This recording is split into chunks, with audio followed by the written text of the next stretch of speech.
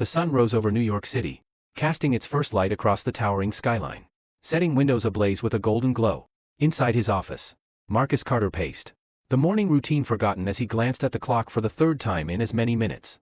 Marcus was a man accustomed to the early starts and rigorous pace that came with running Empire Airlines, one of the country's most respected carriers. His days typically started with conference calls, meetings, and a relentless stream of emails. But today was different. Today, a last-minute trip to Los Angeles had fallen on a day Alia, his 7-year-old daughter, was on school break. Alia was his world, his only family, and the thought of leaving her behind weighed heavily on him. She'd begged to come along, promising to be on her best behavior, and Marcus had finally agreed, despite a flicker of unease that he couldn't quite shake. "Daddy, are we going now?" came a small, eager voice from the doorway. He turned to see Alia, her big brown eyes sparkling with excitement, her favorite pink backpack slung over one shoulder, and a well-loved stuffed elephant, Mr. Trunks, tucked protectively under her arm. She looked so small, so innocent, and a wave of protectiveness swept over him, softening his features. "Yes, sweetie," he said, crouching down to her level. "But remember our rules." "Okay?" Alia rolled her eyes in playful exasperation, a wide grin spreading across her face. "I know, Daddy. Be polite. Stay in my seat. Don't bother the other passengers. And if I need anything, I'll ask the flight attendant." She recited each rule with a dramatic flair, hands on her hips, as if she were the one taking him along. "Good girl," he smiled, ruffling her curls before standing back up. Her joy was contagious, tugging at his worry. But still, a knot lingered in his stomach. She was his world, his one bright light amidst the pressures of his high-powered life. But as they set out for the airport, he couldn't help but feel a pang of anxiety about bringing her into the public eye, if only for a short while. The terminal at JFK International was already bustling by the time they arrived. And Marcus, with Alia's small hand tucked securely in his, led her through the priority line. Despite his best efforts to remain low-key, a few people recognized him, stealing glances and murmuring as they passed. Marcus was used to the attention that came with his status as CEO of Empire Airlines. But it wasn't a part of the job he particularly enjoyed. Especially not with Alia by his side. She didn't need to see him as anything other than Daddy. As they reached their gate, Alia squealed, pointing out the window. "Look, Daddy, that's our plane."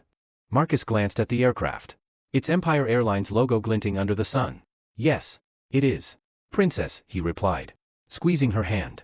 Her excitement softened his lingering worries, if only for a moment. A few minutes later, they were greeted at the door by Captain Emerson, a seasoned pilot with a reassuring smile that instantly put Marcus at ease. "Good morning, Mr. Carter," Captain Emerson said, extending a hand. "It's an honor to have you and your lovely daughter aboard today." "Thank you, Emerson." Marcus took his hand firmly and nodded. "This is my daughter, Alia." The captain crouched down to Alia's level, his voice warm and gentle. "Alia, I hope you enjoy the flight with us today." Alia offered him a small curtsy, a gesture she'd picked up from ballet class.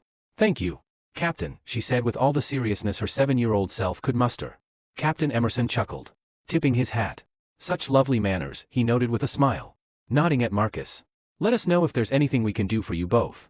Marcus nodded in gratitude, leading Alia toward their seats in first class. His schedule required him to work for a few hours in the economy cabin, away from Alia. But he wanted her to be comfortable. At the very least, he'd made sure she would be in good hands. As he helped her settle in, he noticed Marie, a flight attendant with a perfectly polished look and a smile that seemed just a bit too tight. She greeted them briefly, her gaze flickering between him and Alia with an air of impatience. Marcus assumed it was pre-flight stress. "Thank you, Marie," he said, turning to her. "I'll be working in economy for a few hours. Would you mind keeping an eye on my daughter here in first class?" Marie's smile brightened, though there was a glint in her eyes he couldn't quite place. "Of course, Mr. Carter. She'll be well taken care of." She glanced down at Alia, her tone adopting a hint of patronizing sweetness. "Aren't you a lucky girl, flying first class at your age?" Alia simply smiled, but her small hand gripped his a bit tighter. Marcus knelt beside her, brushing a stray curl from her face. "Remember, sweetheart," he whispered, "if you need anything, Marie is just a call button away." Alia nodded, clutching Mr. Trunks to her chest.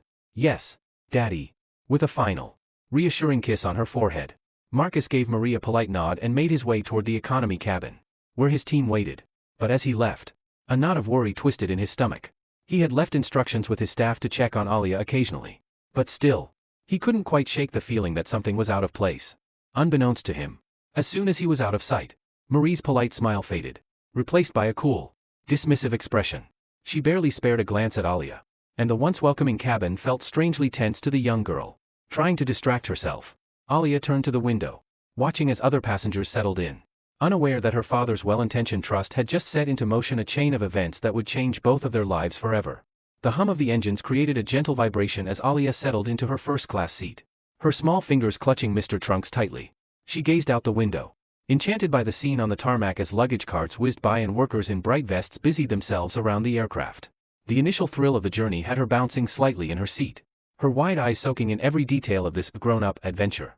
Marie, the flight attendant, came into view with a practiced smile. Though her eyes seemed to linger with something less welcoming, Alia offered a shy smile in return. Clutching her elephant just a bit tighter, Marie leaned down slightly, her voice adopting a tone that seemed almost too sugary to be real. "Well, aren't you just a lucky little girl?" she cooed, eyeing Alia's first-class seat. "Not everyone gets to fly up here, you know, and certainly not every 7-year-old. Alia, unsure how to respond, merely nodded. Her father's gentle reminder echoed in her mind, "Be polite. Don't bother the other passengers. And ask if she needed anything." But under Marie's cool gaze, Alia couldn't help but feel a bit out of place. As the plane began to fill up with other passengers, Marie moved on, welcoming each person with a friendly tone and a bright smile. Alia watched her, noticing how differently she greeted the adults. Her voice warm and cheerful in a way it hadn't been with her. But Alia brushed the thought aside, telling herself it must be her imagination. Surely, adults were just busy with important things. Her father had told her as much. The flight began its pre-takeoff routine, and Alia turned her attention to the safety demonstration, trying to mimic the arm movements the attendants made. She was particularly fascinated with how serious everyone suddenly looked. But as the plane began its ascent, her ears began to hurt, a familiar yet uncomfortable sensation. She swallowed, trying to follow the advice her father had given her to pop her ears. When that didn't work, she tentatively pressed the call button. Marie arrived a moment later, her posture stiff as she looked down at Alia. "Yes?" she asked, her voice flat and devoid of warmth. "My ears hurt, and could I please have some water?" Alia's voice was barely a whisper, her small fingers playing nervously with Mr. Trunks. Marie let out a soft sigh, barely concealed. She switched off the call button with a click. "We haven't even taken off yet. And you're already making requests?" she muttered, loud enough for Alia to hear. "You'll just have to wait." With that, she turned and walked briskly down the aisle, leaving Alia with a lingering feeling of discomfort. The young girl pressed her face to the window, watching the clouds below and gripping Mr. Trunks a little tighter. Her stomach fluttered, though not from the excitement she'd felt before. The magical adventure she'd imagined was quickly turning into something confusing and strange. Time ticked by as the plane leveled in the air, but the gnawing feeling in her stomach grew. The other passengers around her began receiving drinks and meals from the flight attendants, and Alia's own stomach gave a loud grumble. She glanced down the aisle, searching for Marie, hoping to catch her eye. But Marie seemed to be doing her best to avoid looking in Alia's direction, bypassing her row entirely each time. Finally, Alia gathered her courage and pressed the call button once more, her fingers trembling slightly. After what felt like an eternity, Marie arrived, her expression tighter than before. "What is it now?" she asked, her tone edged with impatience. May I please have something to eat?" Alia's voice was small, the confidence she'd felt at the beginning of the trip replaced by uncertainty. Marie looked at her for a long moment before replying. "Your father didn't order a meal for you. We don't have any extras." Her words were clipped, dismissive, and untrue. Marcus had arranged a special meal for Alia, but the young girl didn't know this, and she could only nod, feeling the sting of embarrassment prickle at her eyes. A sympathetic woman seated across the aisle had been watching the interaction. She leaned over, her voice gentle as she spoke to Marie. "Excuse me, I'm not very hungry," she said, offering a kind smile in Alia's direction. "Perhaps the little girl could have my meal?" Marie's smile returned, but it was tight and insincere. "Thank you, ma'am, but airline policy doesn't allow meal transfers between passengers." She turned to Alia with a pointed look. "If your father didn't arrange it, there's nothing I can do." The woman's face fell as she watched Marie walk away, and she gave Alia a small, reassuring smile. Alia managed a weak smile back, but inside, she felt herself shrink further, the rejection biting deeper than she wanted to admit. As the hours crawled by, Alia sat quietly, trying to distract herself by watching the clouds drift by. Her initial excitement had faded into a dull ache, both from hunger and from a feeling she couldn't quite name, a feeling that something was wrong. She reached for the button to recline her seat, but before she could press it, Marie appeared beside her once more, her expression cold. "What did I tell you about touching things you don't understand?" she snapped, grabbing Alia's small hand and pulling it away from the button. Her grip was firm, leaving a faint red mark on Alia's wrist. The girl's eyes widened, a quiet gasp escaping her lips, and Marie's gaze sharpened with satisfaction. Across the aisle. A businessman noticed. Frowning at the exchange. He leaned over and tapped Marie on the shoulder. "Excuse me, Mississippi. I couldn't help but notice, you skipped this young lady during the service," he said. His voice polite but firm. "Is she all right?" Marie's expression softened into her practiced smile. "Thank you, sir. But everything is fine," she replied smoothly. "Her father arranged for special care. And I'll be bringing her snacks shortly." The businessman seemed to accept this. Though his eyes lingered on Alia with a questioning look, Alia managed a small, reassuring nod. Though her fingers gripped Mr. Trunks even tighter. The truth was, she felt as if she were disappearing, fading quietly into a space where no one could see her distress. And no one cared enough to intervene. The remaining hours of the flight stretched out, each one feeling heavier than the last. Marie's cold glances and dismissive attitude wore on Alia, making her feel small, invisible, and desperately alone. The magical world her father had shown her was slipping away, replaced by a harshness she hadn't known existed. By the time her father returned, Alia was no longer the bright-eyed, excited little girl who had boarded the plane. Instead, she was quiet, clutching her elephant with a grip that left her knuckles white, her gaze fixed firmly on the clouds beyond her window, hoping that the journey would end soon and that she would be safe again. Marcus finished his final meeting in economy class, his attention drifting to his watch. He'd been away from Alia for far longer than he'd planned, and a nagging sense of worry tugged at him. Despite her maturity, she was still only 7, and he hated leaving her alone in a new environment for too long. He wrapped up the last of his notes, his mind increasingly preoccupied with thoughts of Alia. As he rose to make his way back to first class, he was greeted by passing glances from passengers who recognized him, but he barely registered them. His thoughts were solely on his daughter, her bright smile, her curiosity, and the excitement she'd shown for this trip. He could imagine her eagerly pressing the call button to ask for a juice, maybe even telling the flight attendant about Mr. Trunks, her beloved stuffed elephant. When he entered the first-class cabin, the atmosphere was hushed. His eyes fell on Alia, and his heart skipped a beat. She sat hunched over in her seat, clutching Mr. Trunks to her chest, her gaze distant as she stared out the window. The brightness he'd come to expect in her eyes was gone, replaced by a haunted look that sent a shiver through him. He crouched down beside her, his voice soft and full of concern. "Hey, princess," he murmured, reaching out to gently touch her shoulder. "How's my favorite girl doing?" Alia's head turned slowly, and her eyes met his with a flicker of relief. "Hi, Daddy," she whispered. But her voice lacked its usual enthusiasm. She tried to muster a smile, but it wavered and faded almost instantly. Marcus frowned, glancing around. Her tray table was empty, no snacks, no water, nothing to indicate she'd been looked after. His stomach twisted as he looked back at her. "Are you okay, sweetheart? Did you have anything to eat or drink?"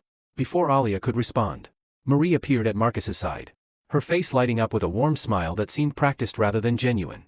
"Oh, Mr. Carter. I was just about to bring Alia a fresh snack," she said brightly, as if the thought had only just occurred to her. "She's been such a wonderful passenger." Marcus met her gaze, his eyes narrowing as he studied her. Something in her tone was off, a hollow cheerfulness that didn't sit right with him. Alia quickly looked down, clutching Mr. Trunks even tighter, and Marcus sensed her discomfort like a chill in the air. "Is that true, Alia?" he asked gently, keeping his focus on her. Alia hesitated, casting a quick glance at Marie before answering. "I'm okay, Daddy," she replied softly, her small fingers gripping her elephant so tightly that her knuckles turned white. I don't need anything."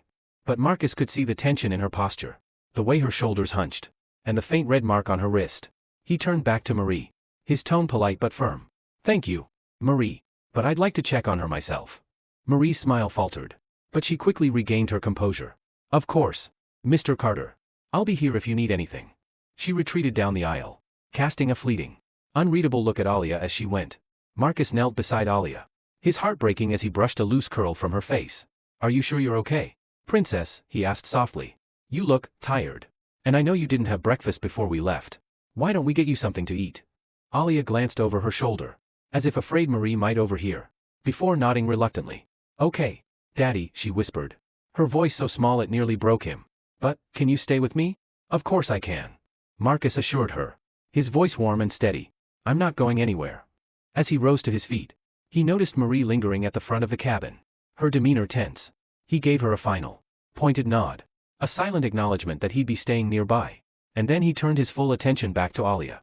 They spent the next few minutes talking quietly, with Marcus occasionally glancing toward the aisle, his protective instincts fully on alert.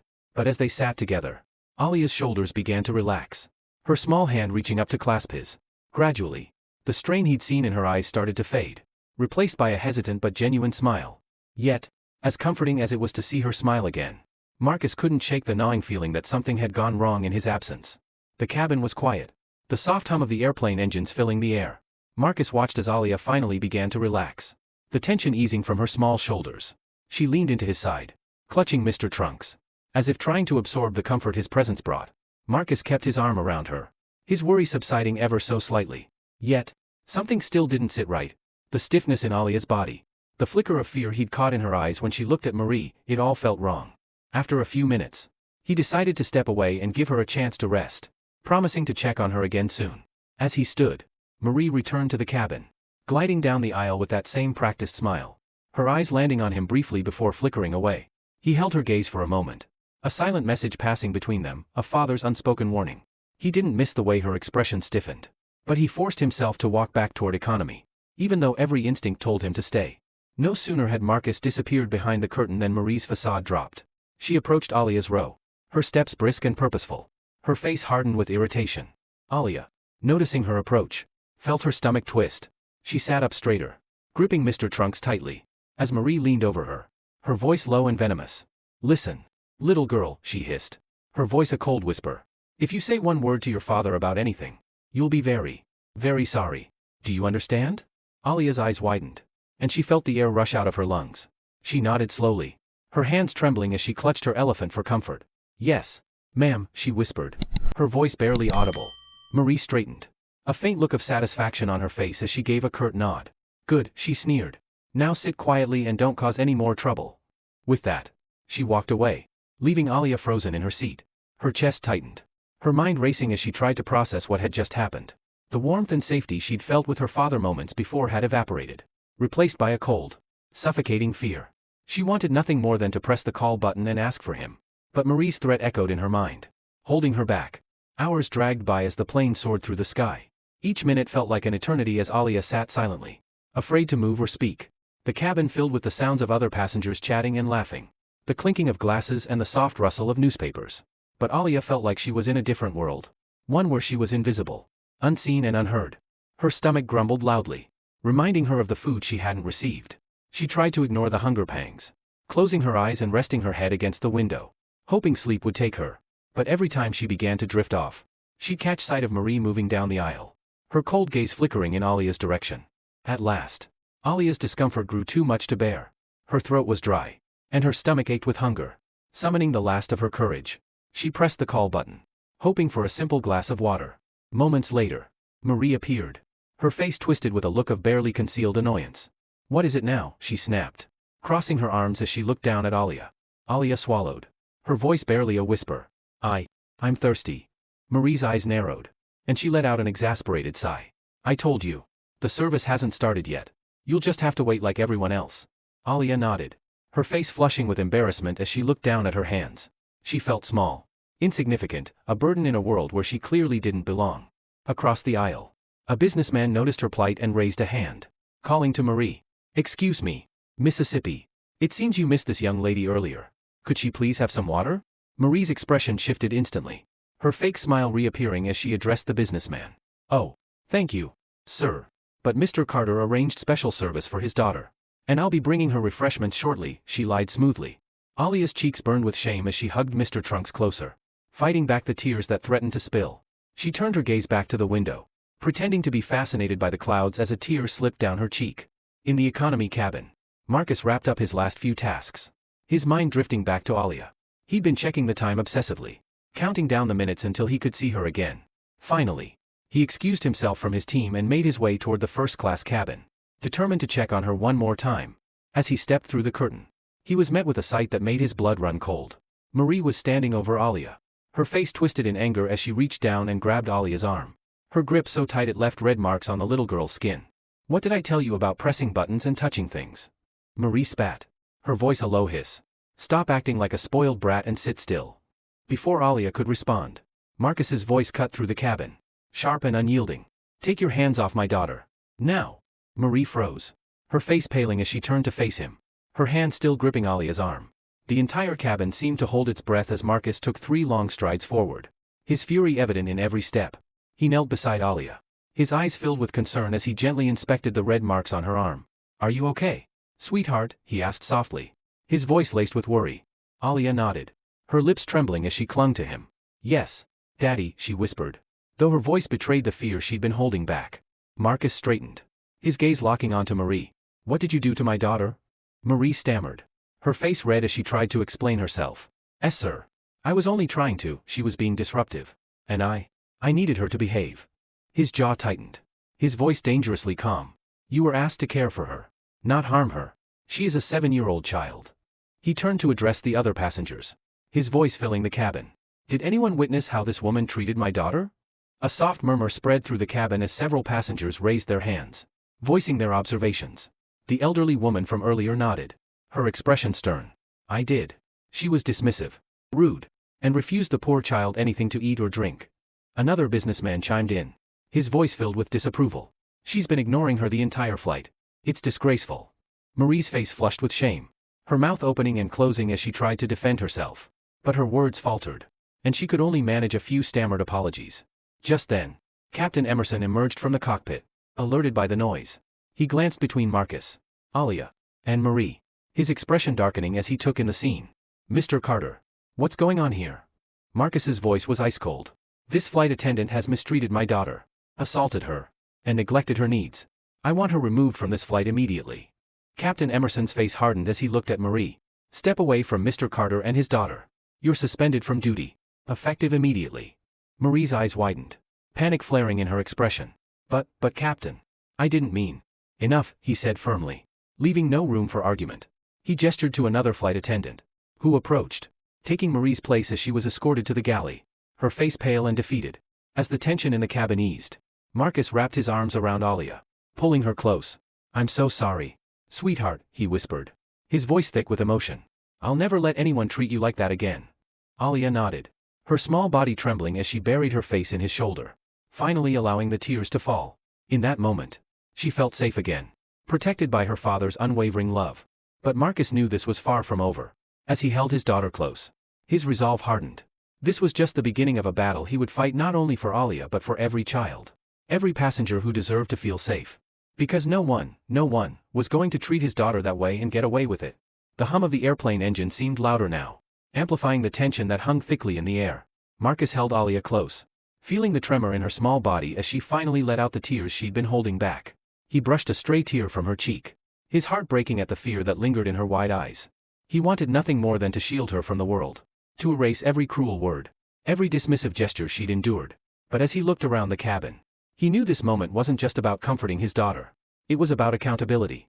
Captain Emerson approached cautiously, his usual composed expression replaced by one of genuine regret. Mr. Carter, he began, his voice low and apologetic. I'm truly sorry for what happened. This is not how Empire Airlines treats its passengers, let alone a child. Marcus nodded, his jaw set in a hard line. I'm not interested in apologies, Captain, he replied, his voice barely above a whisper yet carrying the weight of his fury. I want accountability. I trusted my daughter to the care of this airline, and she was humiliated, neglected, and hurt. I will not let this slide. The captain swallowed, casting a sympathetic glance at Alia, who was clutching Mr. Trunks tightly. Rest assured, sir. We'll begin an investigation immediately upon landing. Marie will face disciplinary action. In the meantime, is there anything I can do to make you or your daughter more comfortable? Marcus looked down at Alia, who was still sniffling, her face tucked into his chest. She was visibly exhausted, her cheeks stained with tears. He brushed a gentle hand over her hair and looked back at the captain. I'd like for her to have a blanket, some juice, and something to eat. She's been neglected for far too long. Captain Emerson nodded quickly. Absolutely, Mr. Carter. I'll see to it right away. He hurried to the galley, leaving Marcus alone with Alia once again. Pulling out his phone, Marcus took a deep breath and dialed his attorney on a secure line. The call connected almost immediately, and the familiar voice on the other end greeted him. Marcus. Good afternoon. It's not a good afternoon, Marcus replied, his voice tense. There's been an incident on my flight involving Alia. The attorney's tone shifted instantly, turning serious. What happened? Marcus glanced down at Alia, who was now wrapped in her blanket, sipping juice that another flight attendant had just brought over. He relayed the events in detail, his anger simmering with each word as he recounted the cruel treatment, Marie's disregard, and the impact on his daughter. When he finished, the attorney's voice was calm but resolute. We'll begin gathering statements and evidence as soon as you land. This won't be tolerated, not by us and certainly not by the public. Marcus looked down at Alia, his hand resting gently on her back. She's shaken, but she's strong. I'm going to make sure she never has to feel this way again. His attorney assured him. Leave the logistics to us. Marcus, you focus on Alia. Ending the call, Marcus looked around the cabin, noticing sympathetic glances from other passengers. They had witnessed the ordeal, and he knew they would be valuable allies in his fight for justice. Captain Emerson returned, carrying a tray with a small plate of snacks, a juice box, and a warm blanket. Here you go, Alia, he said softly, setting the items on her tray. I'm so sorry we didn't get these to you sooner. Alia looked up at him with tired but grateful eyes, managing a small, polite thank you. The captain smiled, admiration shining in his gaze. You're very brave. You know that? Most adults wouldn't have handled this as well as you did. Marcus watched as the captain gave Alia a reassuring nod before retreating to the front of the cabin, leaving father and daughter in a fragile but comforting peace. Princess, Marcus murmured, leaning close and brushing another tear from her cheek. What happened today is not your fault. You didn't do anything wrong. Alia met his gaze, her voice a faint whisper. But Daddy, she said I wasn't supposed to touch things. I thought, maybe I was bad. Marcus's heart clenched as he shook his head firmly. You did nothing wrong. Alia, you are kind, respectful, and brave. That flight attendant was wrong. I'm going to make sure she, and everyone who allowed this to happen, faces the consequences. Alia's lip quivered as she absorbed his words, a flicker of relief passing over her face. She nodded, reaching for his hand and holding it tightly. They sat together in silence for the rest of the flight, her small form nestled under the blanket, her breathing slow and even as she finally relaxed. When the plane landed, Marcus held Alia close as they disembarked. At the gate, they were met by a team of security personnel and police officers. A tall woman with a badge clipped to her belt stepped forward, extending a hand. Mr. Carter, I'm Detective Wilson. We were briefed about the situation on the flight, and we'd like to take your statement as well as Alia's, if she feels comfortable. Marcus nodded, glancing down at Alia. Sweetheart, would you be okay telling Detective Wilson what happened? Only if you're ready. Alia hesitated, her fingers clutching the edge of her blanket tightly. Marcus knelt beside her, his voice gentle. It's okay if you're not ready, Princess. But this will help us make sure she can't do this to anyone else. After a moment's pause, Alia nodded, her voice barely above a whisper. I'll tell her, Daddy. Detective Wilson led them to a private room away from the crowd, where Alia recounted the events softly, her voice trembling as she detailed each interaction, every dismissive word, and the fear that had weighed on her small heart. Marcus's face remained impassive as he listened, his anger simmering beneath the surface. When she finished, Detective Wilson gave her a warm smile. You did very well, Alia. Thank you for being so brave and telling me everything. She turned to Marcus, her expression somber. Mr. Carter, based on what I've heard, we have enough to proceed with charges for child endangerment, assault, and abuse of power. I'll be forwarding this to the district attorney. Marcus's gaze hardened. Good. She deserves to be held accountable for every single thing she did. As they left the room, Marcus's phone buzzed with a message from his attorney, who had already started gathering statements from the other passengers. The evidence against Marie was mounting rapidly. The car ride home was quiet, with Alia resting her head on her father's shoulder. For the first time since they'd boarded the flight, she seemed calm, the tension in her small frame finally easing as she drifted off to sleep. But for Marcus, the journey was far from over. The coming days would bring a storm of legal battles, media attention, and public outrage. He would face it all head-on, his resolve unbreakable as he sought justice for Alia. Because no parent, no child, should ever have to endure what they had faced that day. In his arms, Alia stirred slightly, murmuring in her sleep, and Marcus pressed a gentle kiss to her forehead. The love and protection he felt for his daughter filled him with a renewed sense of purpose, a determination to set things right, not just for her but for everyone who trusted his airline to protect them. The fight for justice had only just begun. The early morning light filtered through the blinds in Marcus's office as he sat staring intently at the documents spread across his desk. His phone buzzed relentlessly with calls from reporters, attorneys, and industry colleagues, each wanting to discuss the incident on his flight and the treatment of his daughter. The past few days had been a whirlwind of interviews and statements, but his focus remained unshakable. Alia had gone through something no child should ever experience, and he wasn't going to let anyone, or anything, stop him from seeing justice served. A soft knock at the door pulled him from his thoughts. His assistant, Clara, entered, her expression serious. Marcus, the press is outside.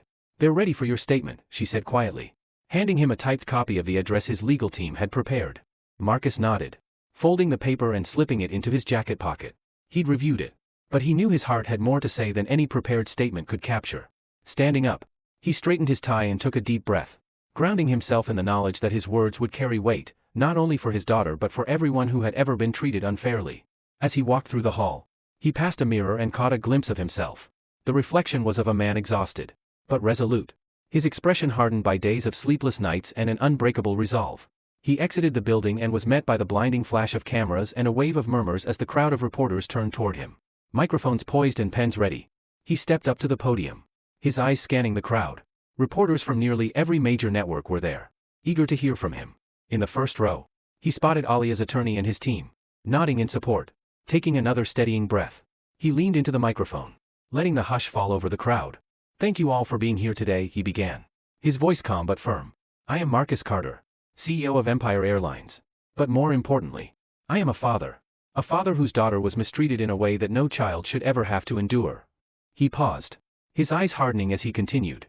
"What happened to my daughter, Alia, was not only a breach of trust but an abuse of power. And it has revealed some uncomfortable truths about the treatment of passengers, especially children, in the airline industry. As a father, as a CEO, and as a citizen, I refuse to let this go unaddressed." A reporter raised her hand, her voice echoing through the crowd. "Mr. Carter, can you tell us more about the incident and what action you plan to take?" Marcus nodded, the anger simmering beneath his calm exterior beginning to surface. "The flight attendant, Marie, repeatedly ignored my daughter's needs, belittled her, and even went so far as to physically harm her. Alia is 7 years old. She was scared, alone, and treated with a level of cruelty that no child should experience. I am working closely with my legal team to pursue full legal action against the individual responsible." He could see the reporters scribbling furiously, their expressions shifting from interest to outrage as they absorbed the gravity of the situation. "But this isn't just about Alia," he continued, his voice strengthening. "This is about every passenger who has ever felt ignored, every child who has been overlooked, and every parent who has trusted an airline to care for their loved ones. We cannot afford to turn a blind eye to mistreatment, to abuse of power, or to indifference when it comes to human dignity." The crowd murmured, and he could feel the weight of the moment settle over them. He allowed a brief silence before speaking again. "Effective immediately, I am implementing a comprehensive reform across Empire Airlines. Our policies on passenger treatment will be stricter than ever, and I am establishing a dedicated team to monitor and enforce these standards on every flight. We are creating a passenger rights policy to ensure that every traveler, regardless of age, background, or status, is treated with respect and dignity." A murmur of approval rippled through the crowd, and a few reporters raised their hands, eager to ask more questions. Marcus pointed to one of them, a young journalist with a determined look in her eyes. "Mr. Carter, do you believe this incident reflects a larger issue within the airline industry?" Marcus met her gaze, nodding thoughtfully. "Yes, I do. The airline industry, like many industries, has room for improvement. But this incident has shown me that we need more than improvement. We need a complete cultural shift. A shift toward empathy, respect, and accountability."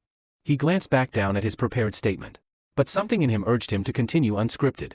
"My daughter may be young, but her experience has inspired me to make a change that reaches beyond Empire Airlines. I am in discussions with regulatory bodies and other airlines to develop a universal standard for passenger care. A standard that will hold every airline accountable for the treatment of its passengers." The crowd leaned forward, captivated by the promise of change. Reporters whispered among themselves, and Marcus knew they could feel it too, the sense that something important was happening. A spark that had the potential to reshape the industry. Another reporter raised his hand, his expression serious. "And what about Marie? What will happen to her?" Marcus's jaw tightened. "Marie is currently suspended, and we are pressing charges for child endangerment, assault, and abuse of position. I intend to see this case through to the end, to ensure that justice is served not just for my daughter but for every passenger who has ever been mistreated." As he spoke, the weight of his words sank in, and he could feel the momentum building. This wasn't just about one incident, it was about creating a safer, kinder travel experience for everyone. He leaned closer to the microphone, his voice carrying a final, powerful statement. "I will not rest until Alia, and every passenger who steps aboard a plane, knows that they will be treated with dignity and care. We owe this not just to our passengers but to ourselves, as human beings." The crowd erupted in applause, and he could see expressions of support and approval on the faces around him. He nodded to the press, signaling the end of his statement, and stepped away from the podium, feeling a mixture of exhaustion and satisfaction. As he walked back toward the building, his phone buzzed. It was a message from Alia's attorney, with updates on the case and a list of witness statements already secured. Evidence was piling up, and Marcus felt a renewed surge of determination. This was only the beginning, but he was ready for every battle.